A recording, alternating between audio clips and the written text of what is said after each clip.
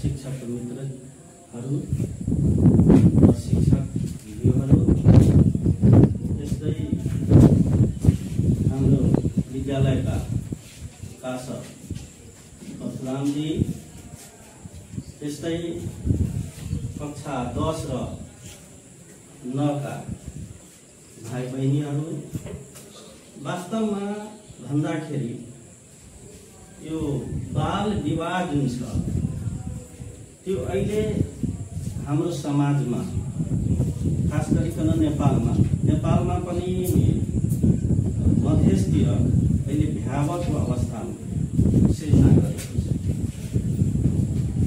अब हाम्रो संविधानले यो बाल विवाह भनेको विवाहको एउटा उमेर हुन्छ, उपयुक्त उमेर तोकिएको छ। संविधानमा त्यो हुँदाहुँदै पनि अहिले हाम्रो समाजमा चेतनाको कमीले गर्दा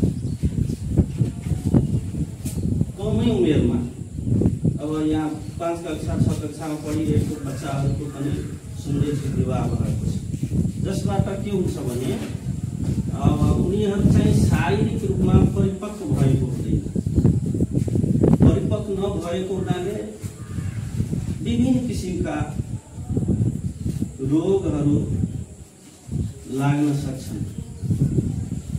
कतिजनाको त चाहिँ अब प्रसवको बेला र कतिजनाको के छ भने हाम्रो तथ्याङ्क अनुसार 1000 मा 7 जना 8 जना आमाको मृत्यु पनि हुन्छ, यस्तो अवस्था छ। त्यसैले यो कार्यक्रम धेरै राम्रो हो, यो समय सापेक्ष धेरै सान्दर्भिक पनि छ। तर हाम्रो यो कार्यक्रमको लागि हाम्रो सरले भन्नुभयो कि एक दिने 2 दिने कार्यक्रमले चाहिँ हुँदैन, त्यसको लागि त बृहत कार्यक्रम गर्नुपर्छ, त्यो अघि सरले भन्नुभयो। त्यस्तै दाइजो प्रथा त झन् के छ भने अहिले दाइजो प्रथाको कारणले गर्दा हाम्रो घर परिवारमा हाम्रो समाजमा छोरीलाई बिहे गर्न चाहिँ धेरै समस्या भइरहेको छ। जतिसुकै सुन्दर भए पनि पढे लेखेको भए पनि उसको बुवा आमासँग यदि पैसा छैन भने राम्रो घर पाइरहेको छ। एकदम चाहिँ भयावह अवस्थाको सिर्जना भएको छ। यसलाई हामीले बाल विवाह र दाइजो प्रथालाई कसरी न्यूनीकरण गर्न सक्छौँ, त्यसको लागि एउटा यो पनि माध्यम छ कि हामी समय समयमा यस सम्बन्धी कार्यक्रमहरू गरेर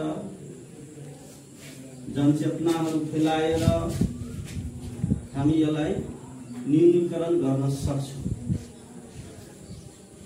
यो अहिलेको अवस्थामा यो सान्दर्भिक विषय हो र यो सम्बन्धी हाम्रो प्रशिक्षक महोदयज्यूहरूले विशेष रूपमा चाहिँ यहाँहरूलाई चाहिँ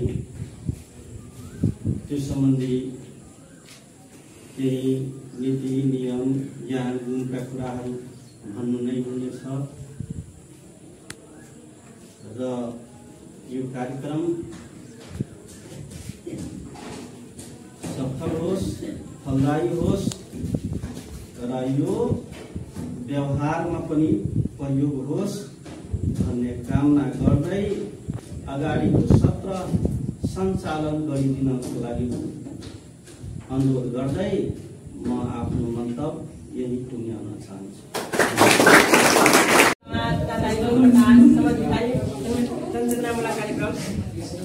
हामीलाई यस्ता कुराहरू धेरै छ, तर पनि हामी छुपी यस्तो कार्य गर्दै आएका छौँ। बाल विवाह गराउनु पनि राम्रो होइन, नगर्नुहोस्, नगर्न दिनु र नगर्न लगाउन पनि दिनुहोस्। बाल विवाहबाट हामीलाई थाहा छ दीर्घकालीन समस्या पनि निम्त्याउन सकिन्छ। हामीलाई शारीरिक